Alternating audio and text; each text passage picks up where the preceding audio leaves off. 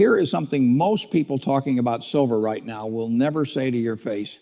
You can be completely right about where silver is going and still lose everything.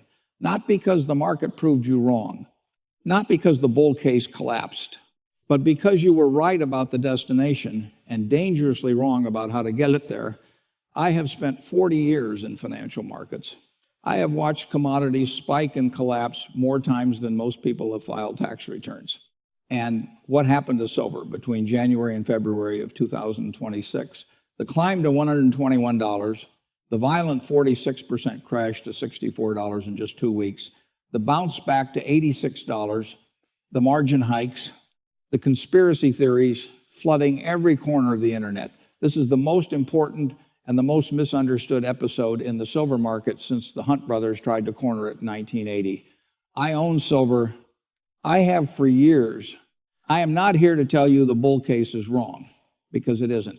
The structural argument for silver is one of the most compelling commodity stories I have encountered in 4 decades of studying markets. But I am going to tell you what actually happened, not the version being sold to you by people who run coin shops, and not the version that blames shadowy banking cartels for every market move and turns every price swing into a grand conspiracy. The truth is simultaneously more boring and more alarming than either of those stories.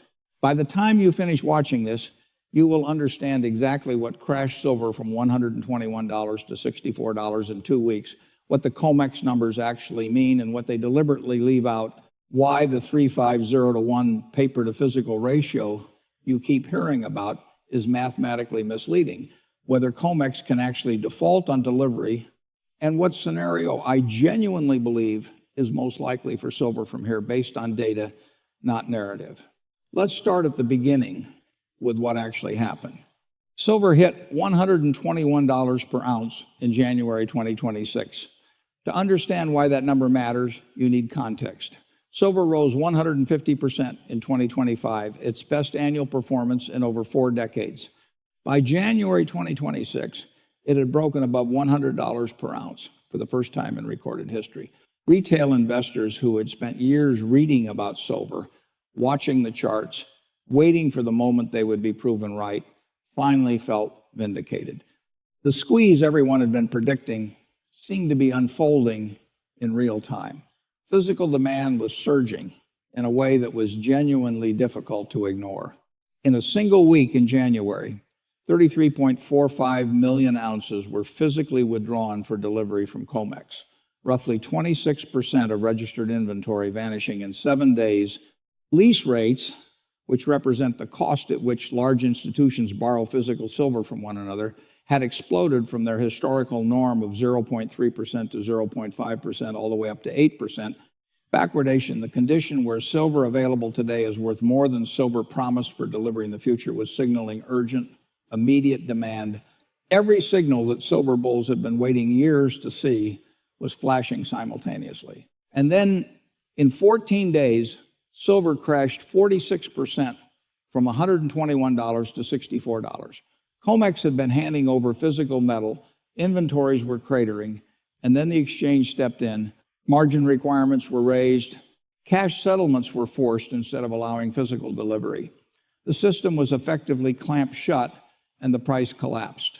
On January 7th, 2026, CME Group, the private company that owns COMEX, announced it was raising silver maintenance margins to $32,500 per contract. A subsequent clearing advisory dated January 30th showed silver margin parameters moving from 11% to 15%, with higher risk tiers pushed up as well. The effect was immediate and brutal. Leveraged traders who had been long silver, betting that prices would continue climbing, suddenly faced margin calls they could not meet. They had no choice but to sell. Forced selling produces more forced selling. Algorithms accelerated the move. And in 48 hours, months of accumulated gains were erased. Here is where I want to be precise, because I have watched this exact sequence play out many times across many markets, and I have watched people draw the wrong lesson from it every single time. The crash was not random. It was not mysterious. And it was not primarily caused by manipulation in the conspiratorial sense that word is being used online right now. It was caused by a mechanism I have seen deployed in every major leveraged commodity market since I started managing institutional money in the early 1980s. Margin escalation into a crowded long position. When everyone is on the same side of a trade, that trade is leveraged, and the exchange raises the cost of maintaining that leverage. Participants are forced out not because they are wrong about the direction, but because they cannot afford to stay in long enough to be proven right. That is the mechanism. It is written in the rule book. It was always in the rule book, and understanding it completely changes how you should be thinking about your position in this market. Now, let me address the myths directly, because they are everywhere, and some of them are actively costing people real money. The first myth is that COMEX only has 70 million ounces of silver left and is on the verge of default. Here is what is true and what is misleading about that claim. When delivery occurs on COMEX, physical silver does not typically move. A delivery is a transfer of a warehouse receipt, a warrant of ownership. The silver stays in the vault unless the new owner specifically decides to withdraw it. That same warrant can change hands multiple times without a single ounce leaving the building. COMEX also has two distinct categories of silver inventory. Registered silver consists of bars that are actively offered for delivery. Eligible silver consists of bars sitting in approved vaults, owned by investors and institutions, not currently available for delivery, but convertible to registered status within hours with a few keystrokes. As of early February 2026, reported COMEX registered silver inventory stood at approximately 103 to 113 million ounces, according to exchange warehouse reports. That is the number being used to generate alarm across social media and financial forums. What is consistently omitted from those conversations is that eligible silver sitting in those same vaults adds several hundred million ounces more. Does the dramatic decline in registered silver matter? Absolutely. It tells me that physical demand for immediate delivery is at historically elevated levels. It tells me the system is under genuine stress.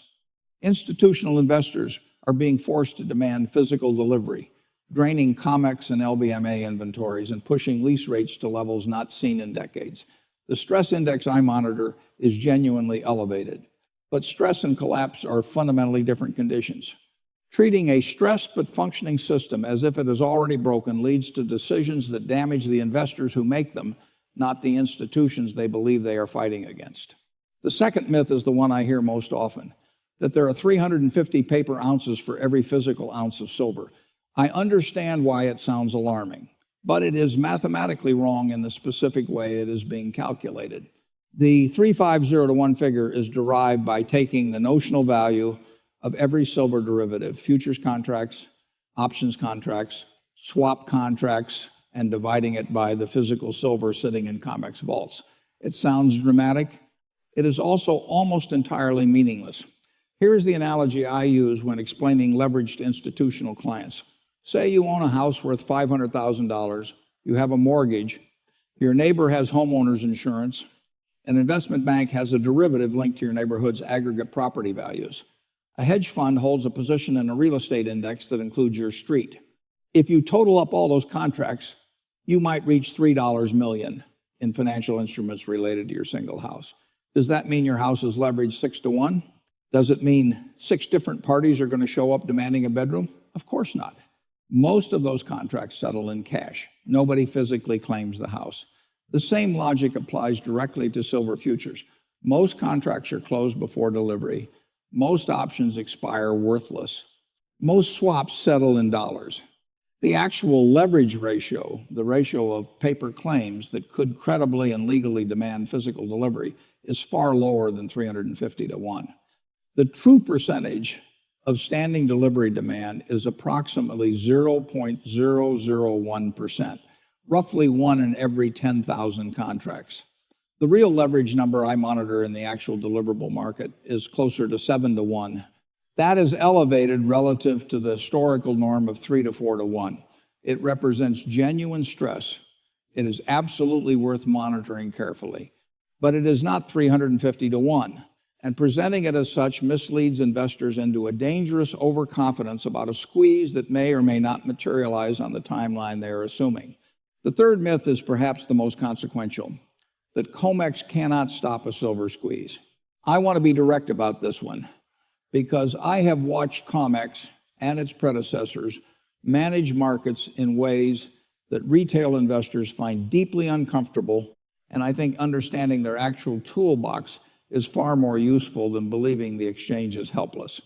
COMEX can raise margins, and it did exactly that 5 times in 8 days during the silver run of 2011.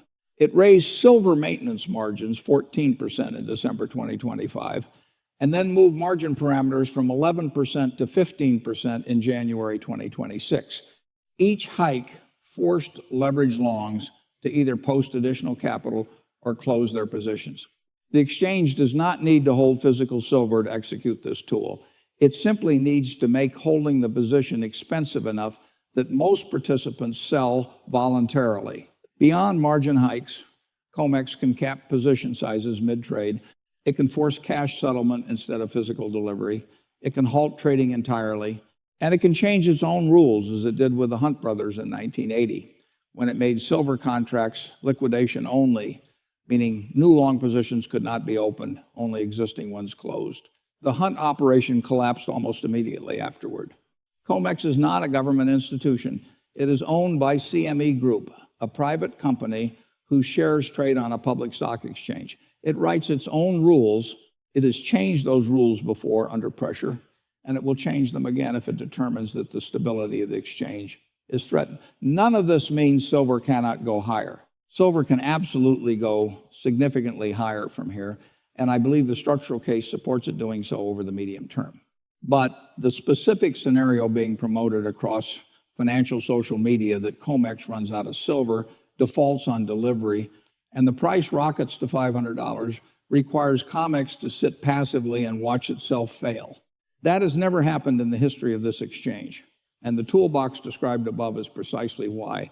Now, let me tell you what I believe actually happened in January, the part of this story that I find most structurally significant, and that is receiving almost no serious coverage. While all of this was unfolding at COMEX, a separate financial crisis erupted at the heart of the global silver trade in Rajkot, India.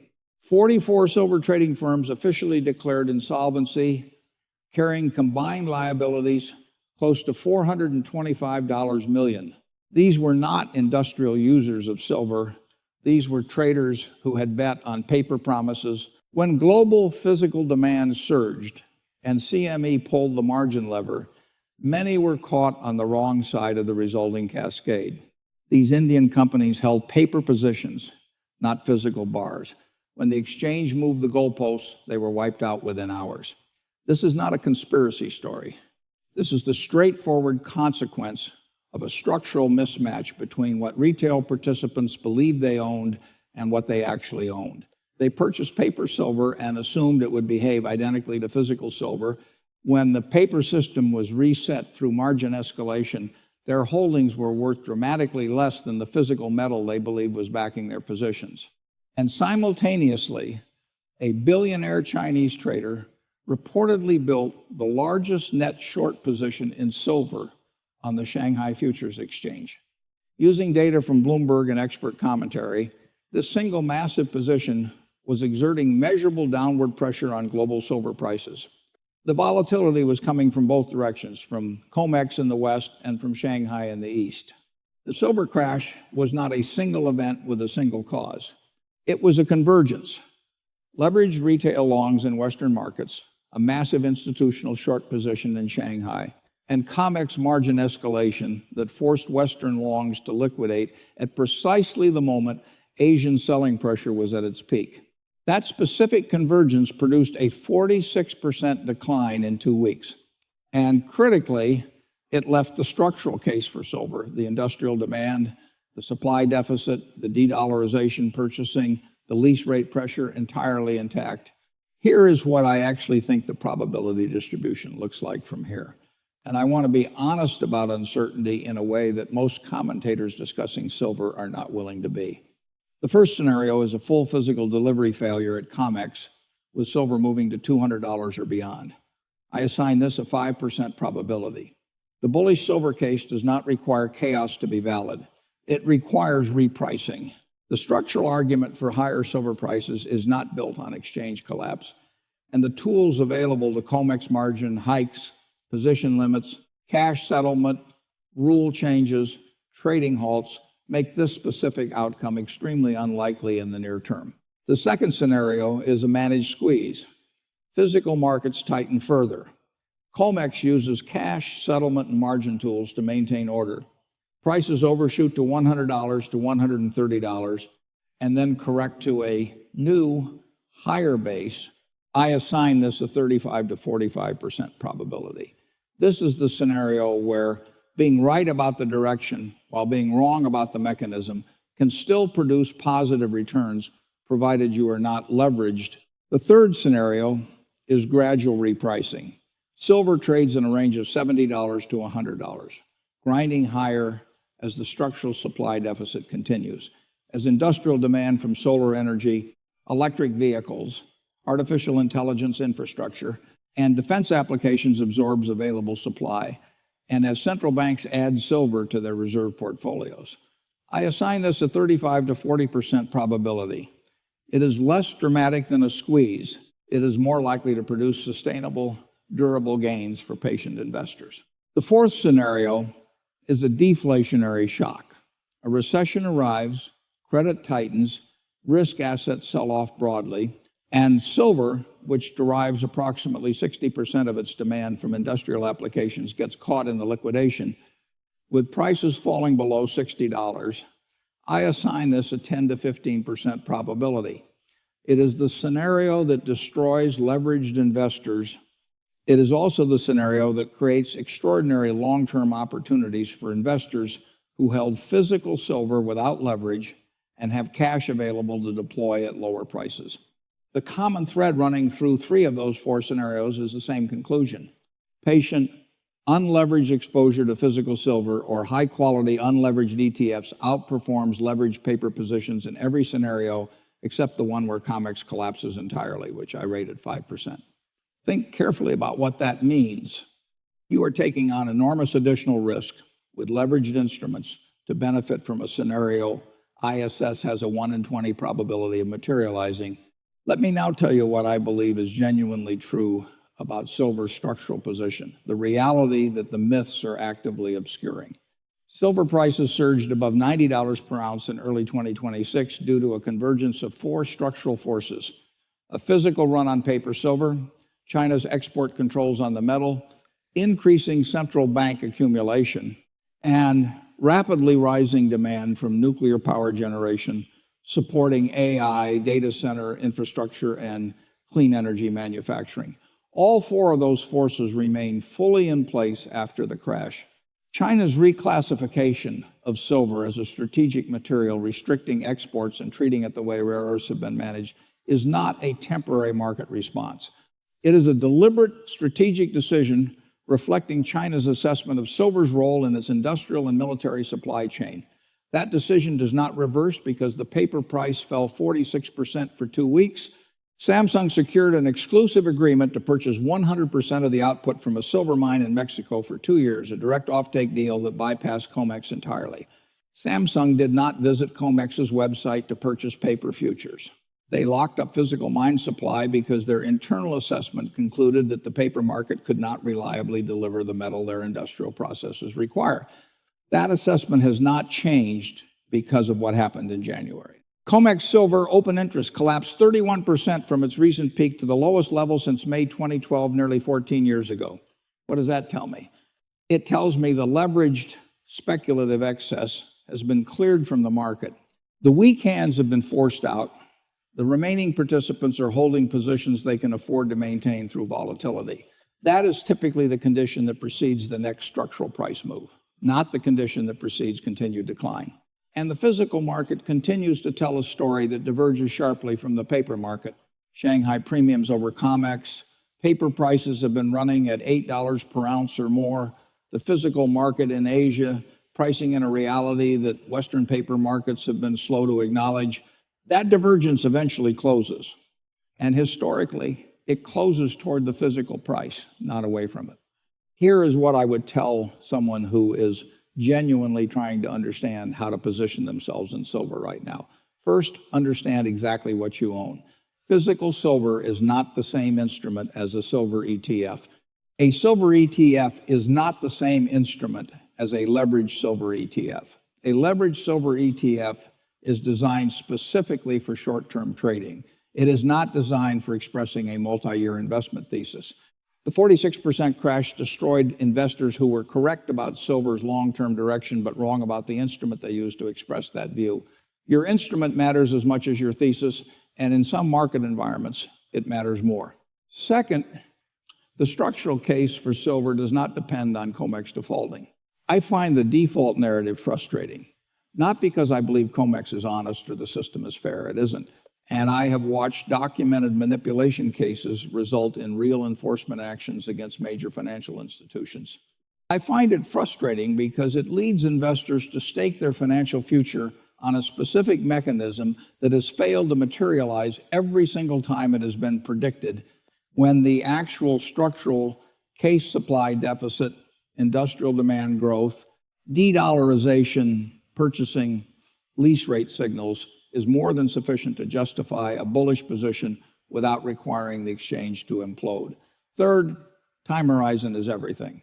The investors who held physical silver or unleveraged ETFs through the 46% crash and are now sitting at $86 per ounce are in a fundamentally different position than the investors who were liquidated at $64 on margin calls.